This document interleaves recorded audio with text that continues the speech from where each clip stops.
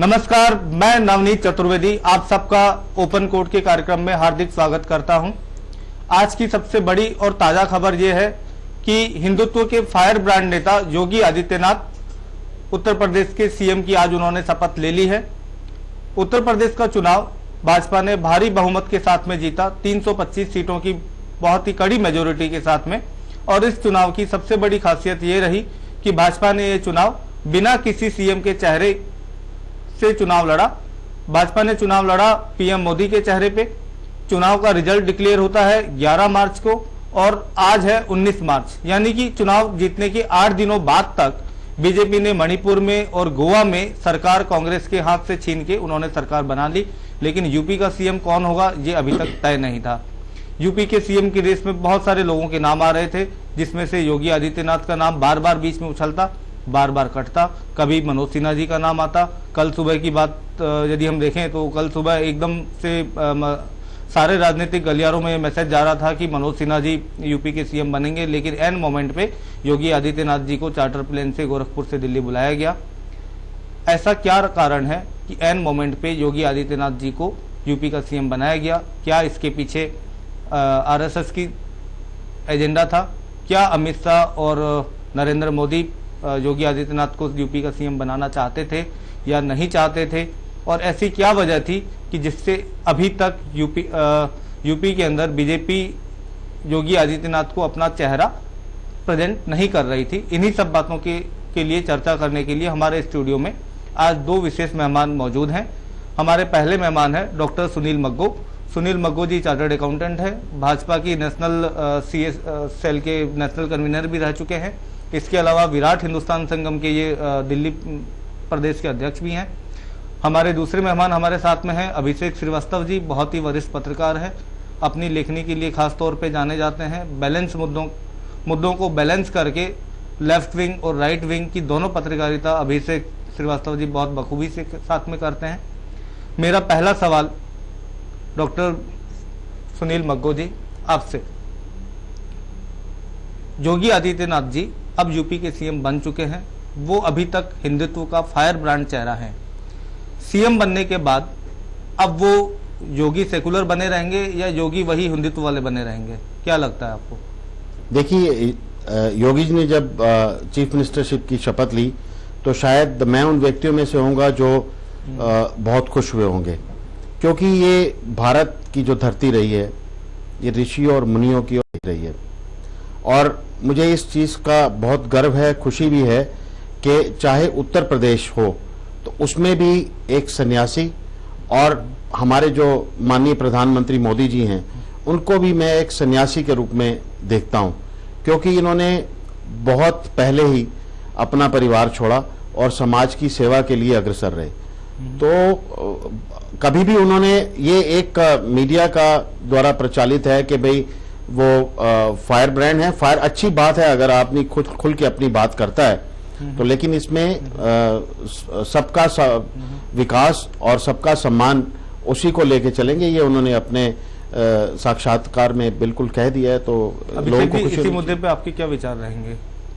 देखिए, ये सवाल मतलब अपने आप में बड़ा अजीब है, क्योंकि जो योगी जी की पॉलिटिकल इमेज है, राजनीतिक छवि है, वो हिंदुत्व के इर्द गिर्द ही बनी है। और इनफैक्ट योगी जी की ही नहीं बल्कि गोरखनाथ मठ जहाँ के वे महंत हैं, उस मठ का जो पिछले तकरीबन 60-70 साल का इतिहास रहा है, 100 साल का, महंत दिग्विजय नाथ, उसके बाद महंत अवैधनाथ, उसके बाद महंत आदित्यनाथ।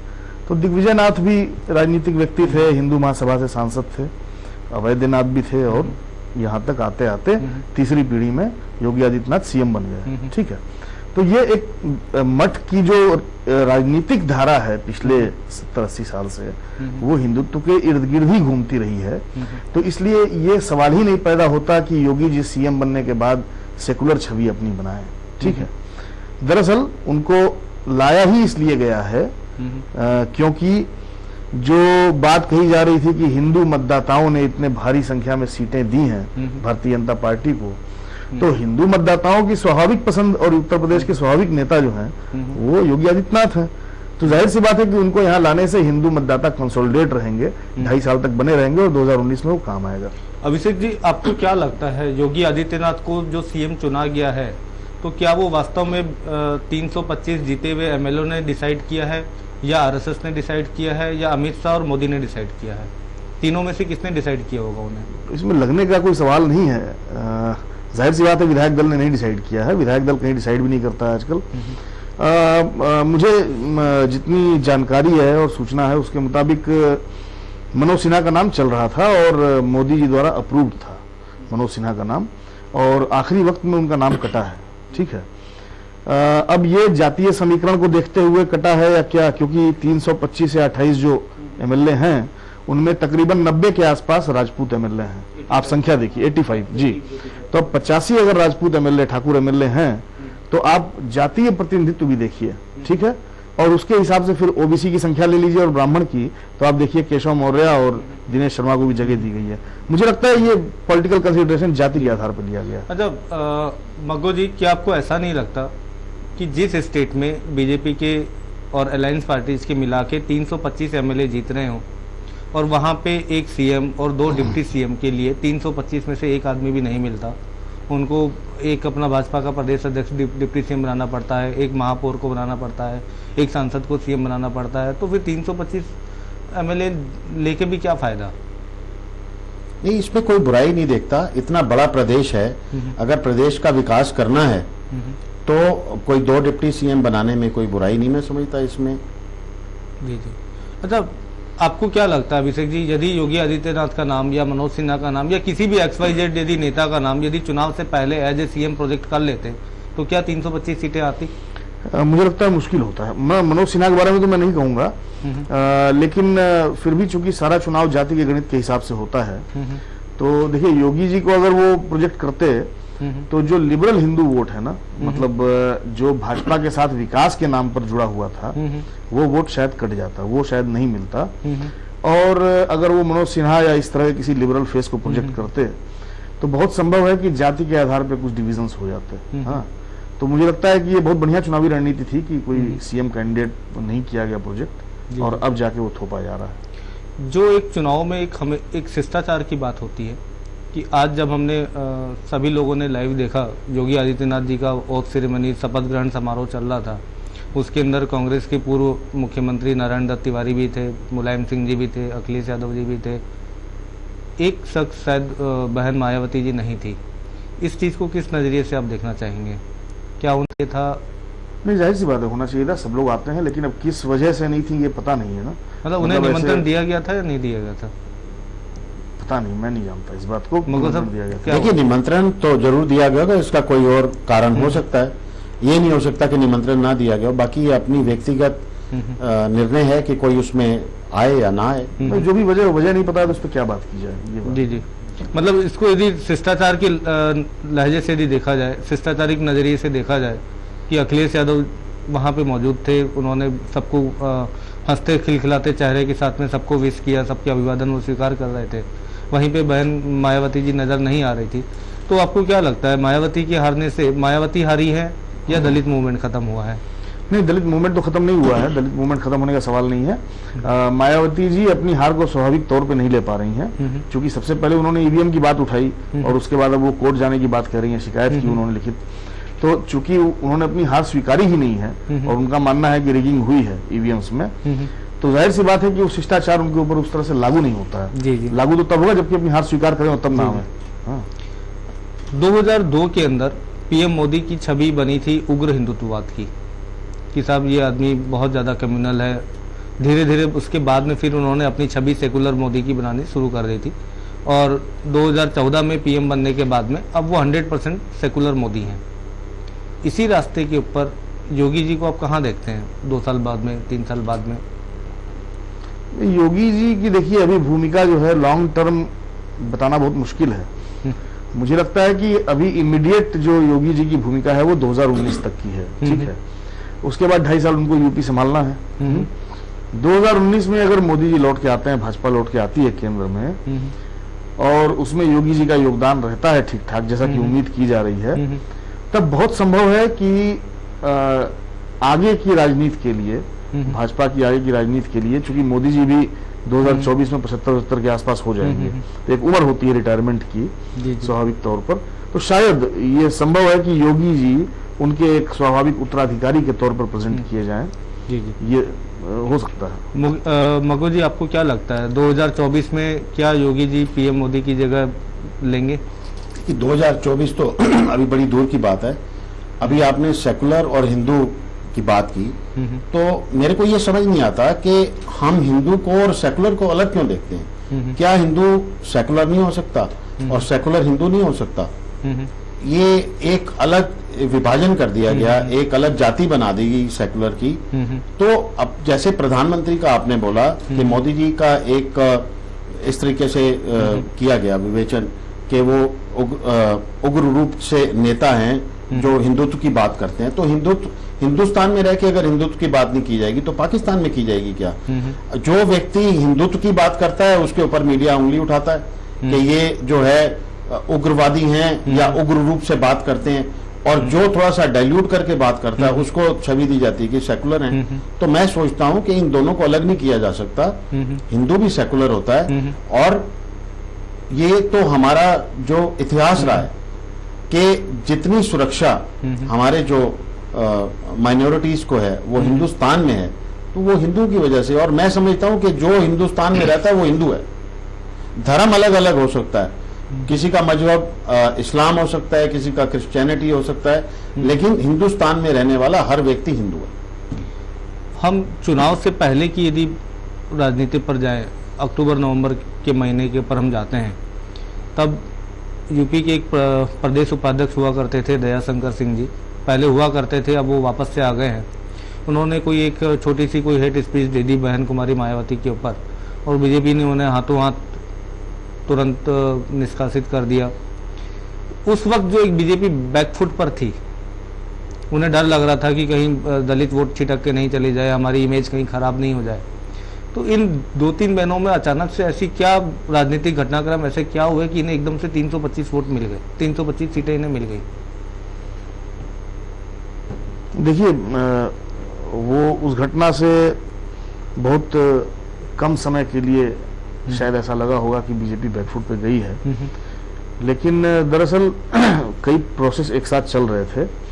ऊना वाली जब घटना हुई थी, ऊना कांड जब हुआ था गुजरात में अगस्त में, उसके बाद अक्टूबर में जो पीड़ित लड़के थे जिनको मार पड़ी थी वहां, उन्हें यहाँ बुलाया गया था, और यहाँ पे वो बौद्ध संघ के दफ्तर आए थे, और मेरे ख्याल से संघप्रिय राहुल जो उसके अध्यक्ष हैं भारतीय बौद्ध संघ के, उन्होंने उनको ले जाके एक प्रेस कॉन्फ्रेंस भी की थी, और फिर यहाँ से एक धम्म यात्रा निकली थी जिसमें वो साथ में थे। तो ये प्रोसेस चला। उसके पहले एक दलित धम्म यात्रा पहले से पूरी हो चुकी थी, ठीक है। वो जो धम्म यात्रा थी वो अभी भी चल रही है, वो अप्रैल में कल्मिनेट हुई गुजरात में, ठीक है। तो इस तरह के प्रोसेस पीछे से चल रहे थे, और दयाशंकर सिंह वाली घटना अचानक से घटी। वो अचानक से अब सारे प्रोसेस से काट के अगर उस घटना को देखते हैं तो आपको लगता है कि शायद बीजेपी को बैकफुट पे आना पड़ा हो। ऐसा था नहीं, दलितों में लगातार काम चल रहा था, लगातार दलित वोटों को जो है सेंध लगाने की कोशिश बीजेपी ने की है, और न सिर्फ दलित बल्कि ओबीसी में भी वो जितने भी मतलब प्रोसेस चले हैं उनका नतीजा आपको दिखा है 325 सीटों में। अच्छा मग्गू जी, मुस्लिम बहुल सीटों में बीजेपी कैसे जीती आखिर? क्या पीछे का क्या लॉजिक मानते हैं आप?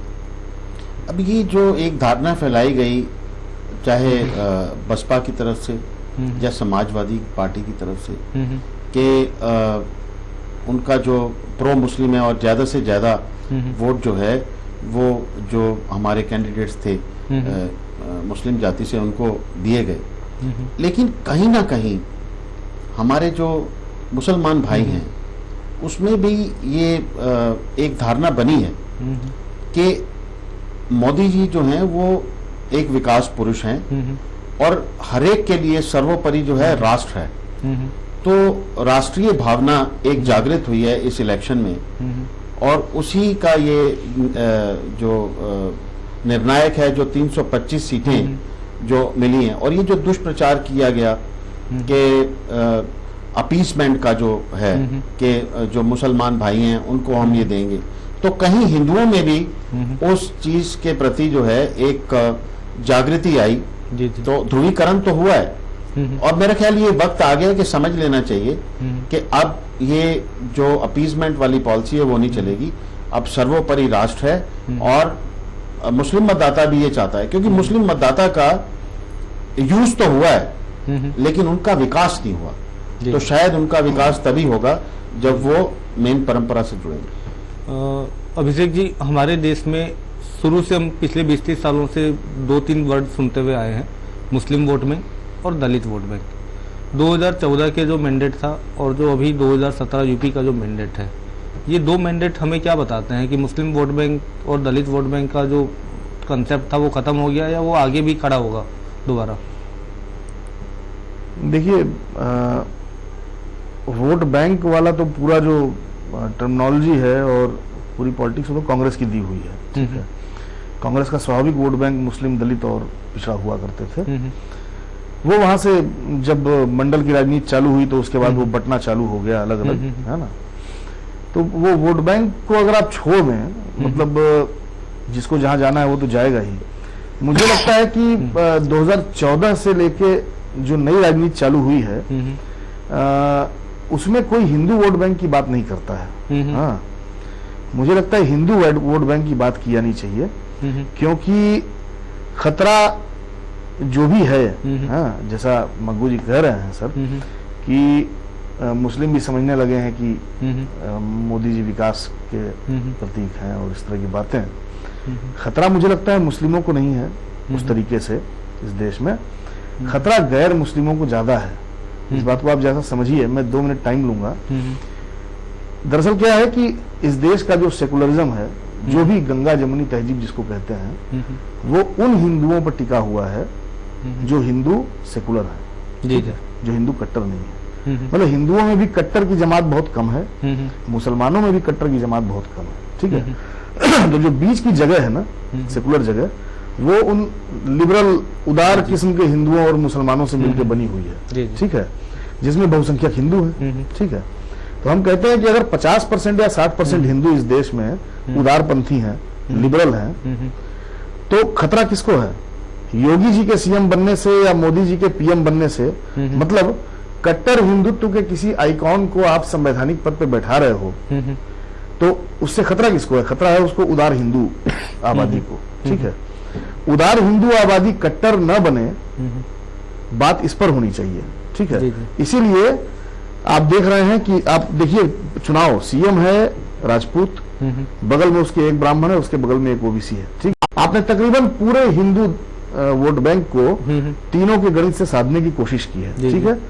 लेकिन सच्चाई ये है कि जिन्होंने बीजेपी को वोट दिया है और देते रहे हैं, वो सारे के सारे कट्टर हिंदू नहीं है, वो सामान्य लोग हैं, सामान्य हिंदू हैं, ठीक है।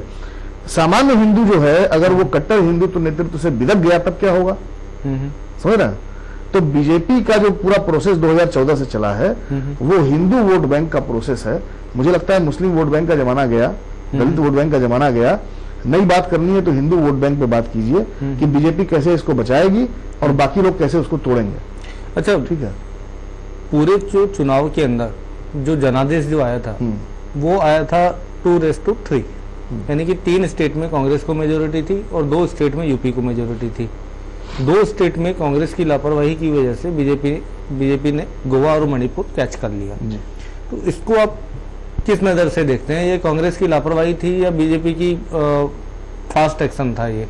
और देखिए ऐसा है कि मतलब on the face of it इसको हम कह सकते हैं कि असंवैधानिक हुआ, जैसा लोग कहे, असंवैधानिक हुआ, अनैतिक हुआ, गलत हुआ। हाँ, मेरा ये मानना है कि आज की जो राजनीति है वो प्रतिस्पर्धा की राजनीति है, कॉम्पिटिटिव पॉलिटिक्स है। कॉम्पिटिटिव पॉलिटिक्स में अगर आप रात भर बैठ के गेस्ट हाउस में मीटिंग करते रहेंगे तब तो आपका कोई हिस्सा उड़ा ले जाएगा, बहुत सीधी सी बात है, ठीक है। कांग्रेस को समझना चाहिए, ये कांग्रेस जो है उसके भीतर इतनी हताशा है, काडर इतना कमजोर हो गया है, खत्म हो गया है, संगठन इतना कमजोर है, नेतृत्व को कुछ पता नहीं है। वैसी स्थिति में दिग्विजय सिंह अगर उतने लोगों को लेकर बैठ के विधायकों को मीटिंग कर रहे हैं और उधर बीच लिस्ट भी दे दी गई, तो ये गड़बड़ी किसकी है? कांग्रेस की गड़बड़ी है। आपको प्रतिस्पर्धी राजनीति करनी है तो आपको अपनी स्पीड बढ़ानी होगी, अपने तरीके दो चीजें आती हैं। गड़बड़ी तो कांग्रेस की है जी, लेकिन कांग्रेस अपनी सुस्ती या अपनी लापरवाही का ठीकरा राज्यपाल के ऊपर उतारती है कि जी राज्यपाल बीजेपी का आदमी है, उसने मिल गया, उसने हमारा फेवर नहीं सुना, फिर वो सुप्रीम कोर्ट में जाते हैं। सुप्रीम कोर्ट में भी केवल एक प्ली लेके जाते हैं कि हम सबसे बड़ी पार्टी है, हमें बुलाना चाहिए था, लेकिन उनके पास में अभी तक काउंटिंग नहीं है कि हमारे फेवर में कितने आदमी हैं। तो इसमें राज्यपाल के ऊपर अननेसेसरी का ब्लेम गेम क्यों खेला जाता है? वो तो एक कहावत है ना, खिसियानी बिल्ली खंबा नोचे, तो इसके ऊपर बिल्कुल चरितार्थ होती है। नहीं, इसमें देखिए राज्यपाल को भी सावधानी बरतनी चाहिए थी। जी। राज्यपाल ने कहा कि मैंने वित्त मंत्री से सलाह की थी। जी। अब राज्यपाल को ये शोभा नहीं देता है कहना कि मैंने केंद्र के वित्त मंत्री से सलाह करने के बाद बुलाया था। ठीक है, जब इस तरह की बात राज्यपाल बोलेगा तो उसको सुनना पड़ेगा। नहीं, राज्यपाल किससे सलाह ले सकता है? गृह मंत्री से लेगा, जो उसका इमीडिएट बॉस होता है, या फिर राष्ट्रपति से लेगा? वो वित्त मंत्री से सलाह क्यों ले रहा है? तो आपको क्या लगता है कि वित्त मंत्री जो है वो गृह मंत्री को ओवरलैप कर रहे हैं कहीं ना कहीं? कौन किसको ओवरलैप कर रहा है सवाल ये नहीं मैं कर रहा हूँ। अगर कांग्रेस की बात कर रहा है ना, कि कांग्रेस या कोई भी पार्टी अगर ये सवाल उठाती है राज्यपाल पर, तो उस सवाल से बचने के लिए राज्यपाल को कम से कम अपनी गरिमा बचानी चाहिए। राज्यपाल अगर कह दिया सार्वजनिक तौर पे कि मैंने इनसे सलाह ली है, तो उस पर तो निशाने पे तो वो आएगा, जाहिर सी बात है। तो कांग्रेस जो कह रही है तो वो ठीक है, यानी बिल्ली या जो भी, लेकिन इन लोगों ने पॉइंट दिया है, कहने का मौका दिया है। मगो साहब, क्या लगता है आपको, कांग्रेस का भविष्य क्या लगता है 2019? सलाह मशवरा तो इससे पहले कि मैं कांग्रेस के भविष्य पे रहूं, सलाह मशवरा तो किसी से भी लिया जा सकता है। जी। लेकिन अगर आप सबसे बड़े दल के रूप में भी वहां पर हो और उसके डॉक्यूमेंट्री एविडेंस हैं, तो राज्यपाल के पास ये अधिकार है कि वो आपको इनवाइट कर सकता है। एक मुद्दा तो ये। जहां तक रहा कांग्रेस का भविष्य, तो कांग्रेस का भविष्य के बारे में चर्चा करना ही बेकार है, क्योंकि भविष्य तो अंधकार में है ही कांग्रेस का। क्योंकि मैं ये पिछले 2-3 साल से देख रहा हूं कि धीरे धीरे धीरे धीरे धरातल में कांग्रेस जाती जा रही है। और अगर पंजाब में भी अगर कांग्रेस उभर के आई है, तो वो एंटी इनकम्बेंसी का अकाल, और बीजेपी ने वहां अपना जो आधार है वो नहीं खोया, तो एंटी इनकम्बेंसी की वजह से आई है। और जो लोग ये बात किया करते थे कि एक चाय बेचने वाला देश का प्रधानमंत्री हो सकता है, तो उन्हीं से मैं आज पूछना चाहता हूँ, सवाल करना चाहता हूँ कि अगर एक चाय बेचने वाला इस देश का प्रधानमंत्री हो सकता है, तो इस देश की जनता सब जानती है, तो इस देश को चलाने के सपने देखने वाला व्यक्ति भी एक दिन चाय बेचने पर मजबूर हो सकता है। अच्छा, समाजवादी पार्टी में जो अभी चुनाव से पहले जो उठापटक हुई थी, अभिषेक जी, आपको क्या लगता है वो मतलब वास्तव में हुई थी या एक वो क्रिएटेड ड्रामा था? वो नहीं, मतलब उठापटक तो थी, परिवार में थी, और इससे डिनाई नहीं कर सकते आप, कोई नहीं खेल सकता है। तो वो तो उसमें मतभेद थे, अभी भी हैं, और आगे भी बहुत कुछ देखने को मिलेगा, ऐसा नहीं है। लेकिन उसका नुकसान इतना बड़ा होगा, इसका अंदाजा इन लोग को नहीं था। जी। मतलब अपने घर की लड़ाई चौराहे पे आप ला दें, जी, नुकसान तो हुआ। तो अभी तक जो उत्तर प्रदेश के अंदर जो एक यादववाद था और जो एक दलितवाद था, इसका खात्मा क्या अचानक से हो चुका या धीरे धीरे होगा, या नहीं, कोई समय में आप इसका खात्मा? कोई यादववाद नहीं था और कोई दलितवाद नहीं था। देखिए, ये कुछ चीजें जो हैं वो मीडिया में जो है फैलाई भी जाती हैं, ठीक है। अब वो जो पीसीएस वाली खबर थी जिसको लेके यादव राज इंडिया टुडे ने छापा था, तो उसके बाद से ये सारी बातें चालू हुई थी कि भाई सब जगह यादव भरे जा रहे हैं, ठीक है। मायावती के दौर में जो है दलितवाद की बात होती थी।